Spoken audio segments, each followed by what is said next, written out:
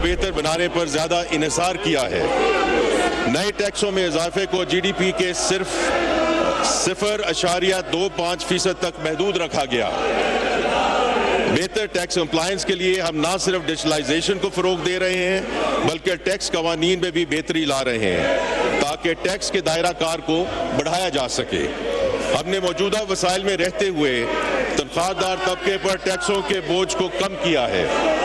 Construction industry کے لیے آسانیاں پیدا کی ہیں اور ایسی ٹیکس تجاویز دی ہیں جن سے ماحولیاتی آلودگی کے مسائل سے نمٹا جا سکے۔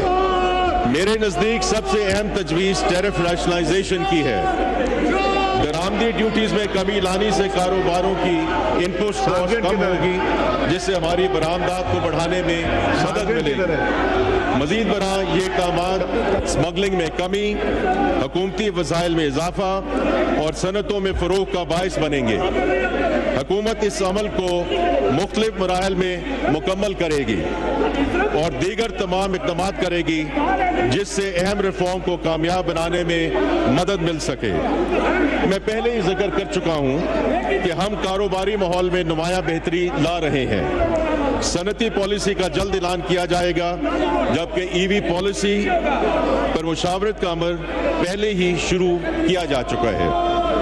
جناب اسپیکر، حکومت نے معیشت کی ترجیحی شعبہ جات کی معاونت اور توانائی اصلاحات کے حوالے سے کئی دور رس نتائج کے حامل اقدامات اٹھائے ہیں جن سے ملک میں جامع اور پائیدار ترقی کی راہ ہموار ہوگی۔ میں چند اقدامات کا خلاصہ معزز ایوان کے سامنے رکھنا چاہتا ہوں۔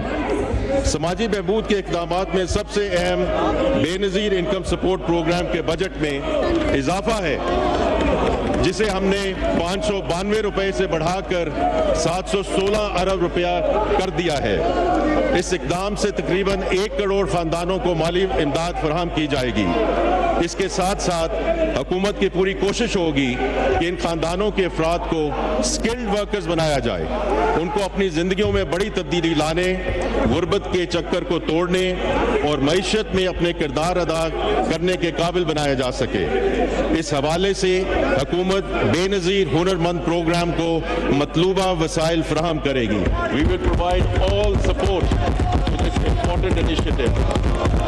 اسی طرح حکومت برٹش ایشین ٹرسٹ کے اشتراک سے پاکستان کا پہلا سکلز امپیکٹ بانڈ متعارف کروانے جا رہی ہے جو نتائج پر مبنی مالی معاونت کی نئی مثال بنے گا اور نوجوانوں کو مارکیٹ سے ہم آہنگ سکلز فراہم کرے گا۔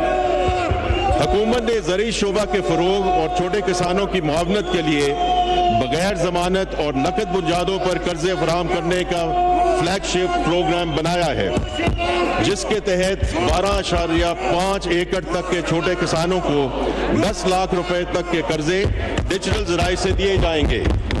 اس قرض سے منظور شدہ بیج، کھاد، زرعی ادویات اور ڈیزل کی ادائیگی کی جا سکے گی۔ اس کے علاوہ کسان کو فصل اور زندگی کی بیمہ سہولیات بھی فراہم کی جائیں گی۔ اس کے علاوہ حکومت کسانوں کے لیے الیکٹرانک ویئر ہاؤس رسید کا نظام وضع کرنے جا رہی ہے جس کے تحت اناج کو اسٹور کرنے میں مدد ملے گی، کسانوں کو اپنی فصل کی بہتر قیمت ملے گی اور مجموعی فوڈ سیکیورٹی میں استحکام آئے گا انشاءاللہ۔ حکومت افورڈیبل ہاؤسنگ فائنینسنگ کے اور پہلی بار گھر خریدنے یا تعمیر کرنے کے خواہشمند کم آمدنی والے افراد کے لیے 20 سالہ قرضہ اسکیم متعارف کرانے جا رہی ہے۔ خواتین کی مالی شمولیت کے لیے ویمن انکلوسیو فائنانس پروگرام کے تحت 1,93,000 سے زائد خواتین کو 14 ارب روپے کے قرضے فراہم کیے جا چکے ہیں۔ اگلے مالی سال میں ایشین ڈیولپمنٹ بینک کے تعاون سے خواتین کو تقریباً 14 ارب روپے کے مزید قرضے فراہم کیے جائیں گے۔ جیسے کہ ابھی چیئرمین بلاول بھٹو زرداری صاحب نے ذکر کیا، یہی ہماری وزیر اعظم پاکستان کی طرف سے بھی ہدایت ہے کہ from a water storage perspective صرف ان ڈیمز کو پرسو کیا جائے گا اور ہمیں اس کو ایکسلریٹ کرنا ہے جو آلریڈی منظور شدہ ہیں۔ جناب اسپیکر، اب میں بجٹ تجاویز میں کی جانے والی ریویژنز کے حوالے سے چیدہ نکات پیش کروں گا۔ تنخواہ پر ٹیکس، جیسا کہ میں نے اپنی بجٹ تقریر میں واضح کیا، حکومت تنخواہ دار طبقے پر ٹیکس کے بوجھ سے بخوبی آگاہ ہے۔ دستیاب فسکل سپیس میں رہتے ہوئے ریلیف فراہم کرنے کے لیے حکومت نے ابتدائی طور پر 32 لاکھ روپے تک کی آمدن کی سلیب پر ٹیکس کی شرح کم کرنے کی تجویز دی۔ اسی طرح 6 لاکھ سے 12 لاکھ روپے سالانہ آمدنی پر ٹیکس کی شرح 5% سے کم کر کے 2.5% کرنے کی تجویز تھی۔ تاہم وزیر پاکستان کی ہدایت پر حکومت نے اس آمدن یعنی 6 لاکھ سے 12 لاکھ روپے پر ٹیکس کی شرح مزید کم کر کے صرف 1% کرنے کا فیصلہ کیا ہے۔ اس اقدام سے اس کیٹیگری میں شامل تنخواہ دار افراد کو اضافی ریلیف ملے گا اور ان کی مالی مشکلات میں کمی آئے گی۔ اس کے علاوہ میں یہ بھی واضح کرتا چلوں کہ بجٹ تقریر سے شاید یہ تاثر لیا گیا کہ پینشن پر ٹیکس عائد ہونے کی وجہ سے کمیوٹیشن اور گریچوٹی کی رقم پر بھی ٹیکس عائد ہوگا، لیکن ایسا نہیں ہے۔ جو لوگ سالانہ 1 کروڑ روپے سے زائد پینشن وصول کرتے ہیں ان پر ٹیکس عائد کیا گیا ہے، جبکہ وزیر اعظم پاکستان کے خصوصی ہدایت پر 75 سال سے زائد عمر والے پینشنر کسی بھی قسم کے ٹیکس سے مستثنا ہیں۔ درآمد شدہ سولر پینلز پر ٹیکس، ابتدائی طور پر سولر آلات میں 18% سیلز ٹیکس عائد کیا گیا تھا، جس کو اب کم کر کے 10% کر دیا گیا ہے، اور اس ٹیکس کا اطلاق صرف 46% درآمدی پرزہ پر ہوگا۔ اس طرح امپورٹڈ سولر پینلز کی قیمت میں صرف 4.6% اضافہ ہوگا۔ ہمیں درآمدی سولر پینلز پر مجوزہ GST کے نفاذ سے قبل ہی بعض انارسہ کی جانب سے ناجائز منافع خوری اور ذخیرہ اندوزی کی اطلاعات ملی ہیں۔ مذکورہ تجویز کے عملی نفاذ سے قبل ہی ان موقع پرست عناصر کی جانب سے قیمتوں میں خود ساختہ اضافہ کرنا قابل مذمت ہے۔ جیسا کہ میں نے سینٹ میں کہا تھا، میں ان عناصر کو سختی سے وارن کرتا ہوں کہ حکومت عوامی مفاد کے لیے ہر ممکن اقدام کرے گی، کسی کو بھی عوامی استحصال کی اجازت نہیں دی جائے گی، اور ان عناصر کے خلاف قانون کے مطابق سخت ترین کارروائی عمل میں لائی جائے گی۔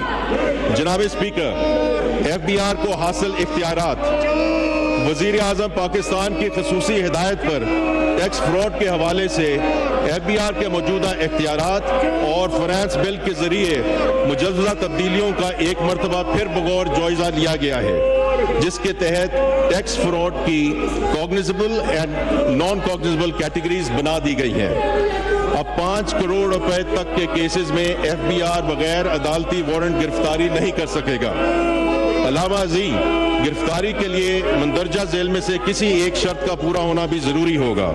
نمبر 1، 3 بار نوٹسز کے باوجود ملزم جان بوجھ کر انکوائری کا حصہ نہ بنے۔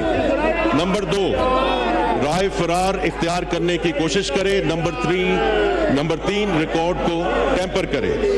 اس کے باوجود گرفتاری کی منظوری کسی ایک افسر کی بجائے FBR کی اعلیٰ سطحی 3 رکنی کمیٹی دے گی، اور گرفتار شدہ افراد کو 24 گھنٹوں میں اسپیشل جج کی عدالت میں پیش کرنا لازم ہوگا۔